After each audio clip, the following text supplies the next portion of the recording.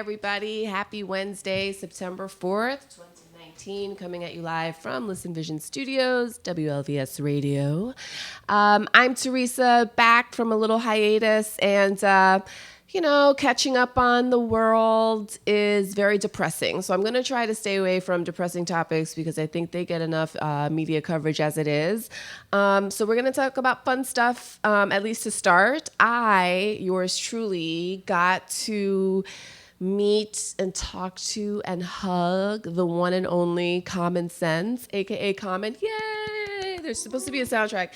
So anyway, Common has written this new book, Let Love Have the Last Word, and it's kind of an autobiographical book.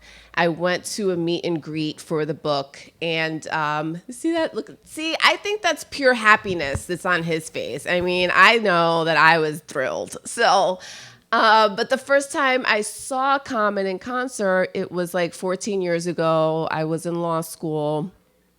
And I was telling him the story. I'm like, I saw you 14 years ago and I was in law school. I went to Cornell, which was basically a bunch of rich Trump supporters and me. And so I felt really out of place. And that when I saw Common in concert, it kind of made me feel like I was home, like back in the tri-state and, a member of hip hop. And so I never forgot that. And so I think that's the smile that I got when he gave me the hug. But he was great, and I think I took some pictures of his show, which was at the Warner Theater during his Let Love tour. He kind of did like a half concert, half like one-man show, which was kind of deep. And I think that would be like the one-man show portion where he was kind of doing more spoken word poetry than rhyming and, having music. And it was just really cool. And obviously I sprung for tickets that were like, this was like my birthday and Christmas gift to myself, to see him like super close. So yeah, it was a fun time. And I lost like 5 pounds because I was like dancing in Spanx. So that was great. So that was exciting. And now he's got, his new album, Let Love, dropped 2 days ago or 3 days ago. And I was reading through his book. And he's got a lot of like really good anecdotes about, his career and his upbringing. But I thought, one of the things that was really interesting was the openness that he had with talking about his relationship with his daughter. Because, while his daughter was growing up, most often he was on tour or, doing recordings and really not around as much as, his daughter would have liked. And he and, his mother's daughter are not together. So that was that kind of agreement. So I guess the point is that Common kind of came from it, like, even though he couldn't be there, he still was there in some way. And he thought that his daughter knew that he loved her. And then it turns out through this like crazy conversation that he and his daughter had in the middle of the night, she's like, no, I don't think that you do. And so that kind of inspired him to, develop his relationship with her and like come clean on some of the things, not come clean, but like talk about some of the things that have impacted him. And it's kind of nice because, it's not the usual image of like hip hop masculinity that we get. To hear guys talking about love and, positive relationships with their daughters and overcoming child abuse. Those are all really real things that I think kind of like Common has always been to me more like a conscious rapper, even though he's a dope MC. And I think that, it's nice to have a figure who's not necessarily going to just be talking about like the latest stereotype or, the latest, thing that they can mold themselves into to sell themselves to white media, right? So for him to come forward on really serious topics that I think a lot of people would really, really relate to and have it be that it's not emasculating him for him to do that, but it's actually empowering him. I thought that was a really great message because obviously mental health in Black and brown communities is not something that's super talked about. I mean, everyone kind of just internalizes a lot of things, and in those communities they tend to be really like hardworking working class families, and so there's a mentality a lot of times that you guys don't even have the luxury to be depressed or the luxury to feel anxious or the luxury to be sad, and so you kind of just stuff it down. But anything that goes down eventually comes up, and so if you don't talk about it or let it out, it just comes out in different ways, either being by, you know, being an angry person, being an alcoholic, being a drug addict, being someone who has, you know, a problem getting intimate in relationships. Like everything that we suppress comes out in different ways. It just depends on what way is going to come out for you. And so, you know, to him coming out and having like a really good story of like the path that he took on his mental health journey, I thought was really great and something that I could relate to. So big ups to Common. And if you haven't, check out his new album. It's really good, especially he has a single that's dedicated to his daughter, and there was like a video that accompanied that, so that was really cool. So that's that on my love letter to Common, by the way. Yes. So next up, we have everyone's heard the news about JayZ making a deal with the NFL. And since that news was like initially announced, there's been a whole lot of other things percolating. So now apparently there's going to be a clothing line that has like a social justice theme, which I find hilarious. And also it just goes to show capitalism. Like this is what throughout our entire history, this is what capitalism has done. You know, like anything that Black people do to express pain has inevitably become co-opted by white people as a way to make money, right? So blues music, jazz, you know, those things were initially created so that Black people would have a way to express themselves and express the pain that they were feeling. And then, you know, radio and record labels took white artists and spun it off into music that would be commercial for white populations, right? So this is something that's been going on throughout like our entire history. And it also is something about capitalism to see something that no one else would necessarily think of as a business opportunity for that entity. Because let me tell you, like, it's pretty much some Kris Jenner shit to convince the NFL to sell merchandise claiming social justice when the reason they're in social justice mode is because they banned someone from protesting. Yeah. Right? So we're going to act like an asshole and ban Colin Kaepernick from ever getting a job. But by the way, we're going to tell everyone else to stop being assholes and make money off of that statement. That's essentially what they're doing by saying we're not even going to give Colin Kaepernick a job. But thanks, by the way, for kneeling and giving us the idea that social justice merchandise is just what the public ordered. Because, you know, now is not the time to kneel anymore. Now's the time to sell really trendy sweaters and T-shirts and sweatshirts because, you know, it's just going to benefit youth communities. JayZ is a billionaire. If he wanted to benefit youth communities, he could just make a one check donation for the amount of money that these shirts would raise in about a year. Because remember that they're only giving a portion of the proceedings, not even all of the proceeds, to these little charities that they've selected, right? So it's a damn shame, because usually this is something that white people do to Black people.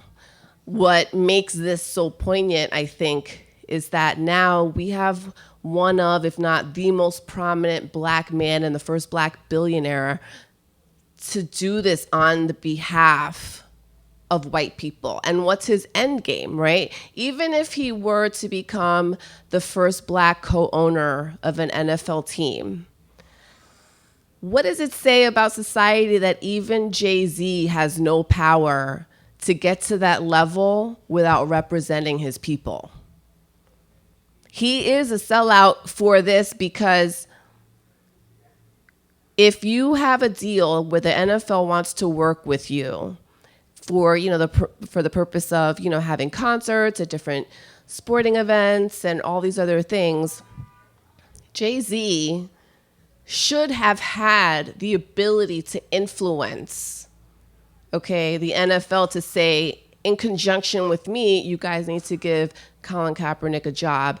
And then between him, me, and the NFL, we'll all start selling, those social justice T-shirts and whatnot, right? That could have been a thing, but instead, it's sort of like the NFL is similar to the NRA, right? You can't tell them anything. They will not budge. And so even if JayZ is in there, even with all his money and all his influence, I would be surprised if it didn't at least come up and they told him, if you insist on Kaepernick, we're not going to do the deal. And that's the decision that he had to make. Can we judge him for making that decision? Absolutely, because if you're the first Black billionaire, you don't need anything else. There are other avenues that you can proceed, other mountains that still have not been climbed. You didn't need to go this particular route. When doing so would be turning your back on one of the most prominent social justice movements for African Americans in this country. So I personally think Nas should do like an Ether 2.0, like the Colin Kaepernick remix. I think that would be a really good thing. So we're going to take a really quick break, and then I will come back. Hey. Got the music?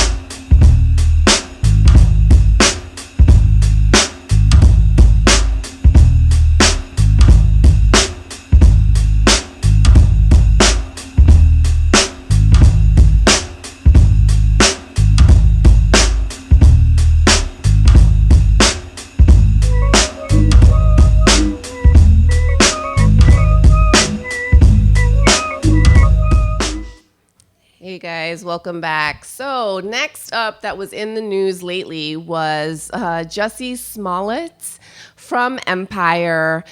So Chicago doesn't want to leave this guy alone. And so now Jussie Smollett has been sent a bill to pay for the police investigation into his claims.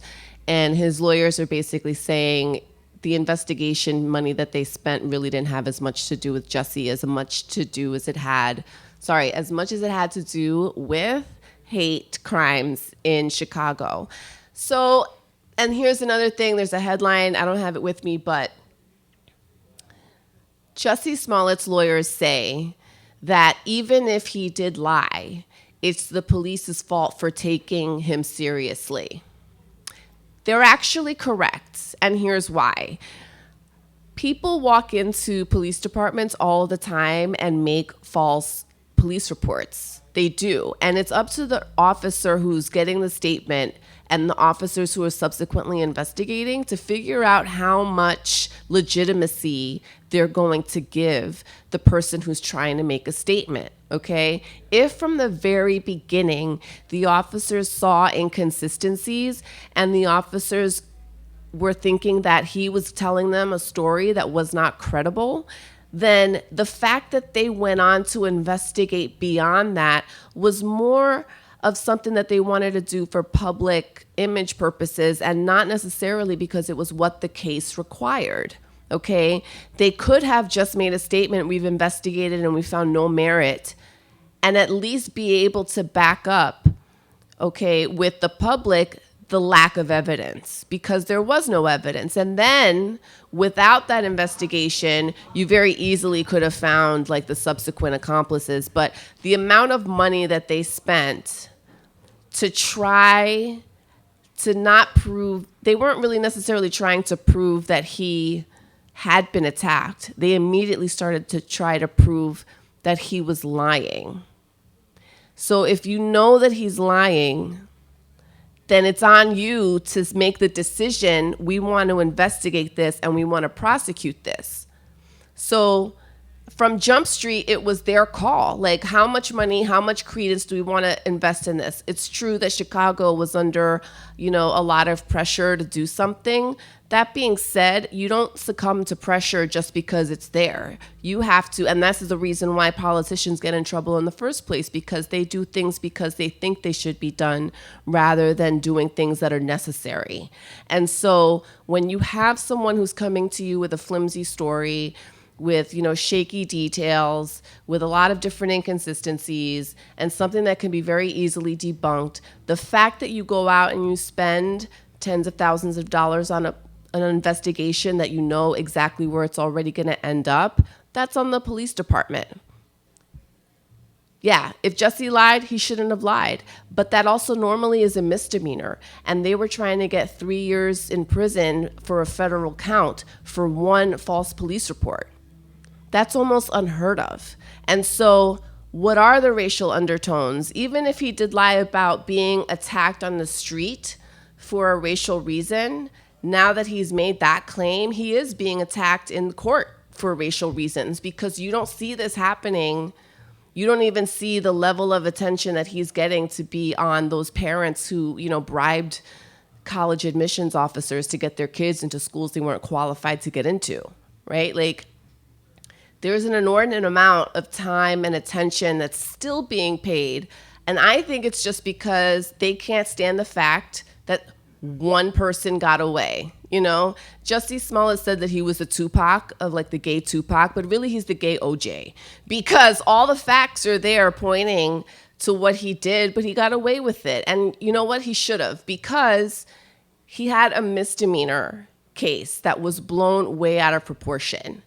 They could have, the police department could have shut that down almost immediately.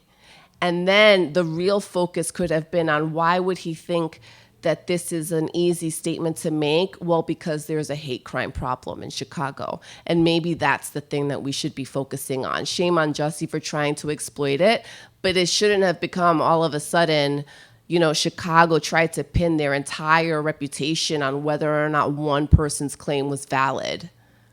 That's on them. So I definitely do agree that, You know, police are there to read people. Police are there to discern what's real and what's not real. And they're also there to decide where they are going to devote their limited resources. And so, like I said, if they knew from the jump that this was going to be something that was unlikely to be true or didn't really have any positive evidence in the victim's favor, then they shouldn't have investigated it beyond the bare minimum, which is what they were required to do. So again, and the other thing is that, you know, people are like, oh, but, you know, everyone from, you know, the Obamas, people tweeting about this. And again, that's true, but you don't have to go through the extent of investigation. I mean, the manpower, they took like, I don't even know how much of a percentage of their police force to devote to the investigation. Like, this was not a 20-man on deck case. This was send 2 people to go see if there were surveillance cameras, figure out what was what, and then report back. So again, I just think that the fact that you have this much animosity towards a Black person who got the charges dropped just goes to show where we are mentally. Whether or not his thing was right, you already know that the punishment doesn't fit the crime, and that's just the status quo anyway. So that's my thing on Jussie. We're gonna take one more quick break, and then I'll be back. Yay. Ready?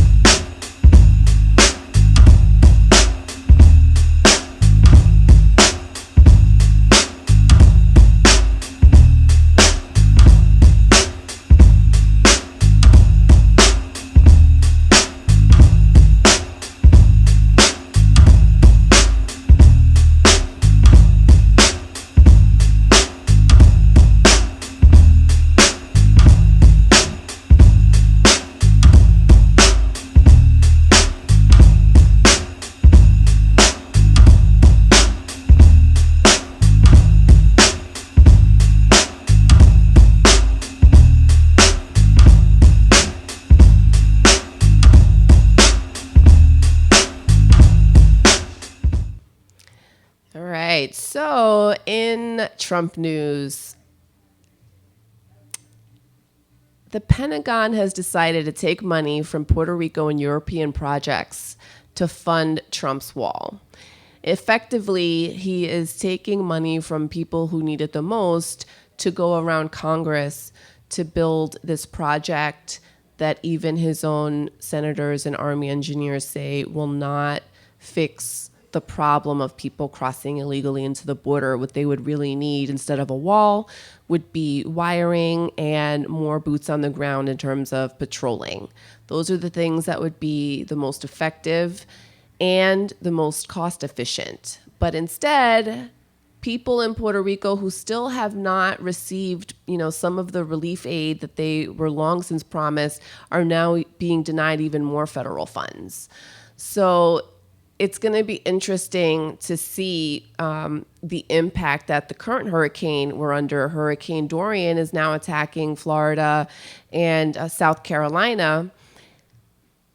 There's already been one fatality reported in South Carolina due to Hurricane Dorian. If more occur, and depending on the kind of property damage that South Carolina suffers, is Trump going to say they aren't going to get federal dollars because I need that money to continue building a wall that isn't going to be helpful? Or is it the case that the only people that Trump ever feels like taking things away from are people who don't look like him or people who don't agree with him, hence European projects, because it's pretty well known at this point that Trump is a worldwide embarrassment, amongst all national leaders. And now we also have a president who is openly attacking swaths of residents and citizens in the United States. I just wonder when it's going to end, because it's, there are pathways legally out of this bind that we find ourselves in. It's just that no one wants to make the effort and risk their career. So in essence, there are really no patriots in Congress. There are no patriots in the Senate. There are no patriots who are going to say, we won't stand for this. Even to the extent that there was an anonymous letter that was released from the White House West Wing saying, the staffers are doing their best to keep Trump under control. If that kind of action is necessary, then they haven't met their obligation to the American people to say, don't worry, we're trying our best. What they should have done is come forward in congressional hearings and say, these are all the ways in which we feel the president of the United States is incompetent. That is something that would have, been noteworthy. The fact that there are cowards who don't want to risk their paycheck because, they're more concerned with how they're going to appeal to Tea Partiers, or they're more concerned with how they're going to appear to, white nationalists, or they're going to be concerned with how they're going to appear to, different lobbying groups. I mean, one thing that Trump always ran on was that he was a completely independent person and he wasn't going to be beholden to any big companies. And yet, as soon as the NRA picks up the phone and makes a call to him, he decides that he's going to back off of mandatory background checks, something that Republicans and Democrats think would be an excellent idea in terms of gun law reform. So how independent is he? Obviously, he's not independent at all. The only thing that he's doing is trying to find a way to use the presidency to enhance his own international and national contracts. Right down the road from the White House is a Trump hotel that he continues to make money on through, the ownership is in a company that his kids control right now. But obviously, the family has continued to get wealthy off of his presidency. And while he gets wealthy, he reroutes money from Hispanic people who are in desperate need of relief. Some in Puerto Rico still don't even have electricity.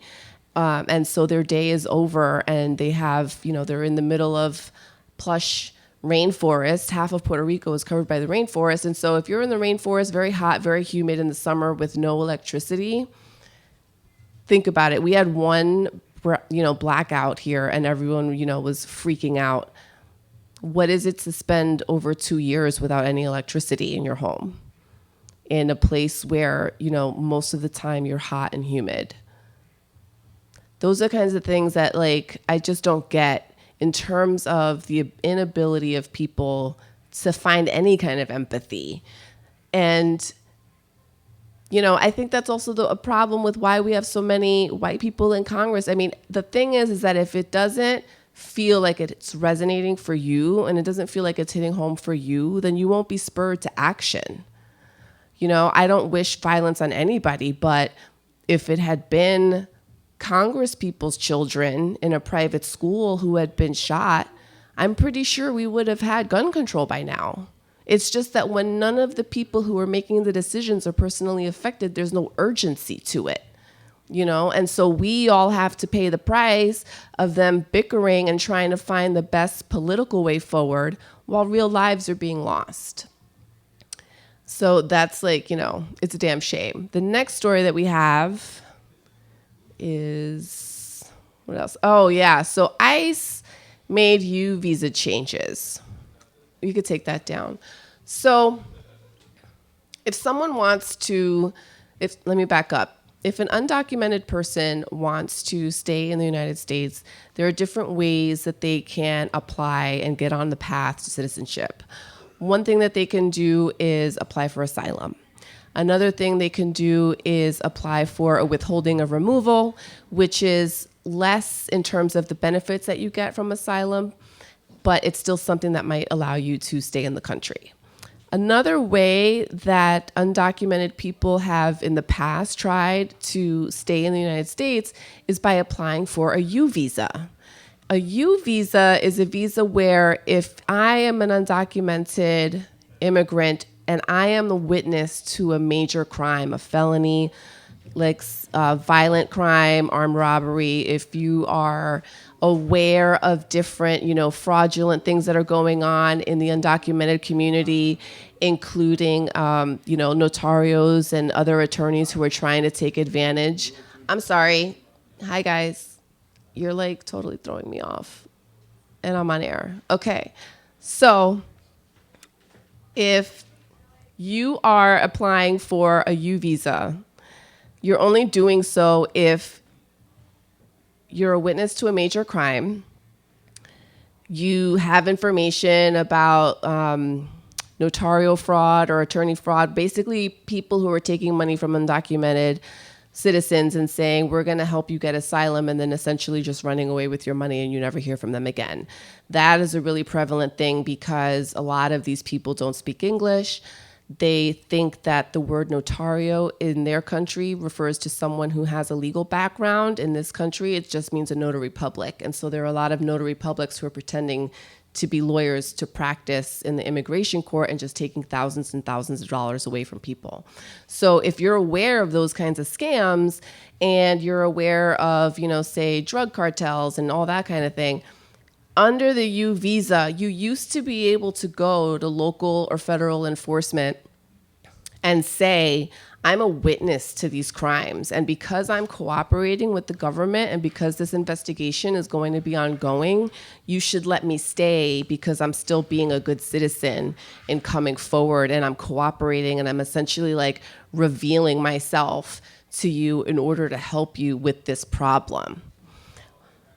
What the Trump administration has now done is they have taken away the core part of what the U visa was and says, even if you come forward to report a crime, your coming forward now opens you up to becoming deported.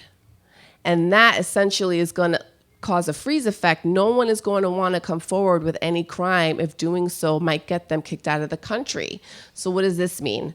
Domestic abuse is a really big problem in the undocumented community, and the former U visa used to have reporting of domestic abuse as one of the crimes that would get you protection. So that's out the window. Dealing with notario fraud, it used to be that if you wanted to report, people stealing from undocumented and pretending to be immigration lawyers, you would be able to use that as a method of staying because you were cooperating with any investigation. That's gone. So people can get domestic abuse without being able to report it now. They can get robbed without being able to report it. They can get murdered. They can be burgled. They can have any kind of major crime happen to them and now have no legal recourse, because if they come forward, they are now alerting the authorities to their undocumented status, and can now get deported. So imagine if in the US they just said, hey guys, there's not going to be any prosecution anymore for any major crime. What would happen when people learn that there aren't going to be repercussions for that kind of bad behavior? The bad crime would go up, right? So what immigration lawyers are now worried about is that not only is the Trump administration trying to find as many undocumented people as they can, this also incentivizes racist neighbors to start reporting people, because they can say, or blackmailing them and saying, if you don't do X, Y, and Z, if you don't pay me, I can call and I can report. That's technically extortion. And now the undocumented immigrant can't say, I'm being extorted, because they would be coming forward with their identity. So it's a really, there's no way in which these people are not being completely attacked. One of the other things that was done was that there's a new rule saying that if you are an undocumented immigrant and you rely on any kind of public assistance, that you would be liable for deportation. So that also is going to prevent people from applying for different public services. It should be noted that not that many public services are available to undocumented people in the first place, but many either use fake social security numbers to work so that their employer could then deduct taxes using that fake social security number, or they'll use the ITIN that they were given when they crossed the border and dealt with deportation. Or if they don't have a fake social or an ITIN, then they usually will get paid under the table, which means they're paid way less than minimum wage. So they're taking a pay cut no matter how you look at it. And the people that use the fake social and the fake ITIN actually pay taxes. So one of the big misconceptions is that, undocumented people only take from the system and don't give anything to it. But a lot of them are actually taxpayers, because once they have that government ITIN, they're being tracked. They have to report monthly. They have to pay taxes. If they have a fake social, the job is going to take those taxes before they even get their paycheck. So the same taxes that we pay before we get our check, they're paying as well. And so they're working in our neighborhoods, they're paying taxes, and yet if they come across, someone who, let's say the father would get deported, now they've lost the father's income and they have no ability to try to get any kind of public service, because if they tried, the mom and the kids would also get deported. It's borderline cruel and unusual. I just don't understand any other way to describe it. It's not beyond our nation's history to do things like this. Not even that long ago, we had Japanese internment camps in California during World War II. So, and obviously we have a long 400-year history of slavery in this country. Today, 1619 is a report that was released by the New York Times, just kind of chronicling the history of slavery, which is a great read, although it's difficult to read. So this is something that our country has done throughout, and it's not necessarily something that we should be super surprised about, but it's still painful, and it's still almost shocking to see the callousness and how blatant it is. At least for a little while, it didn't seem that the hatred of minority groups was as blatant. But if this is the kind of boomerang reaction to President Obama's, presidency, and he himself said, he thought, given the country's reaction and given the election of Donald Trump, that maybe the country wasn't ready for him and maybe he should have waited, 20 years before he ran. And now there is kind of a question, at least in my mind, is the bad that Trump is doing outweighing finally all the good that Obama did? I mean, he's trying to undo every regulation, every law that Obama passed. And now he's taking away all these protections from undocumented citizens, and seemingly without any kind of opposition from anyone in Congress. So it's a really dire situation for undocumented people. I would just recommend, if you guys know of anyone who is undocumented, one thing that they can know is that, if anyone from ICE knocks on their door, they don't have to open the door, and ICE isn't allowed to break in. To make sure that anyone who calls themselves a notario, they're aware that that's not a real lawyer.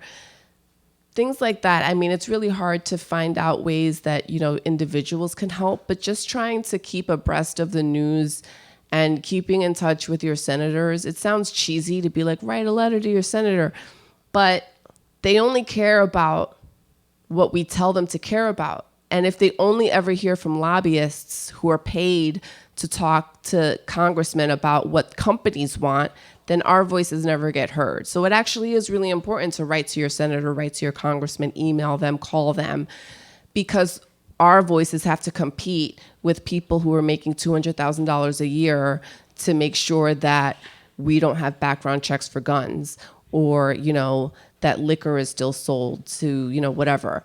So that's that. We're going to take one more break, and then I will be back.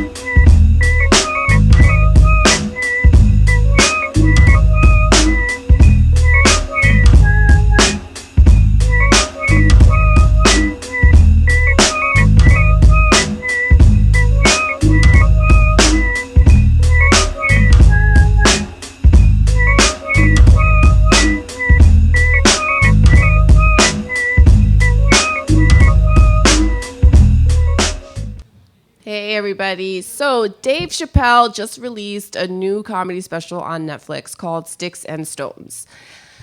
I do stand-up comedy. I've been doing stand-up for 3 years, but I remember seeing Dave Chappelle at the Comedy Cellar in New York when I was 19 and in college, and he was still up and coming.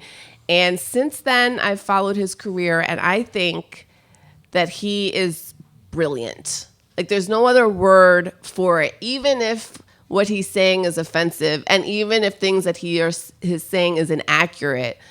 The way that he has composed his material is essentially a masterclass in how to perform stand-up comedy. The best example I can give is just within the opening 2 minutes of the special. He makes a joke on his first sentence about suicide. And he's essentially, showing how different people react to different stresses in their life. I don't want to give it away. But if you're someone whose life has been touched by suicide, you might not find that funny, but people can relate to the struggles that Dave identifies, and and people can identify to the thought process that he goes to when he's thinking about why would this person do it and not that person, you know? So in the fact that he can articulate the thought processes that most people try to ignore because it can come across as judgmental, the way he delivers it makes it approachable, and it makes complicated issues a lot more accessible if you can couch it in a way that's at least an attempt to be humorous. The second thing that he does, like right after suicide, he goes into pedophilia. And he talks about child molesters, he talks about Michael Jackson, and he jokes about abuse victims, essentially comparing notes and a child who had been abused at Neverland by Michael Jackson, you know, instead of the creepy uncle, essentially won, you know, the jackpot.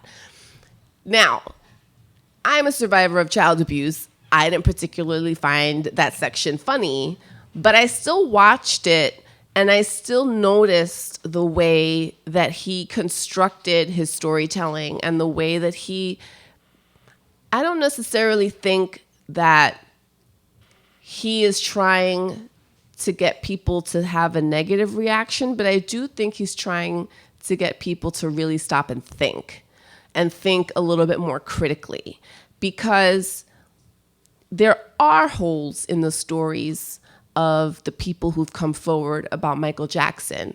There are inconsistencies. There are things that, you know, would raise a doubt as to whether or not people are being completely forthcoming or completely accurate. There's also the issue of the passage of time and distorted memories because of trauma. And so an inconsistency might not be something that says that didn't happen, but an inconsistency might just be the result of some kind of trauma that has suppressed memory of some sort, right? So for him to point it out and point it out in that way, again, I think especially when it comes on the heels of, you know, leaving Neverland, and you think about the fact that Michael Jackson has been deceased for a really, really long time. Technically, you know, he was tried and found not guilty. And so again, let's think about the ways in which people of color are treated and the ways in which their legacies are deconstructed way after, you know, they've passed or way after their contributions. So I think that he has a point with respect to, you know, the credibility of people, and also with how, you know, Michael Jackson's been treated. I mean, if Michael Jackson's treated like that, if Jussie Smollett has been, you know, charged with 52 counts of felony for one false police report and now is asked to, you know, pay off Chicago's fees for that, you know, ridiculous investigation in the first place, or, you know, African Americans are getting, you know, put into illegal chokeholds while naked serial killers run around and chase police, and like they are eventually captured completely unharmed. There's a dichotomy at play with how Black people and white people are treated. And I think that Dave does a really interesting job of at least pointing those out and at least trying to open up those conversations. So that has been my time, right? Okay, so thank you very much, guys, for tuning in. We will be here next week at 5 p.m. This has been Talking with Theresa. I'm Theresa Concepcion. Have a good night. Yay.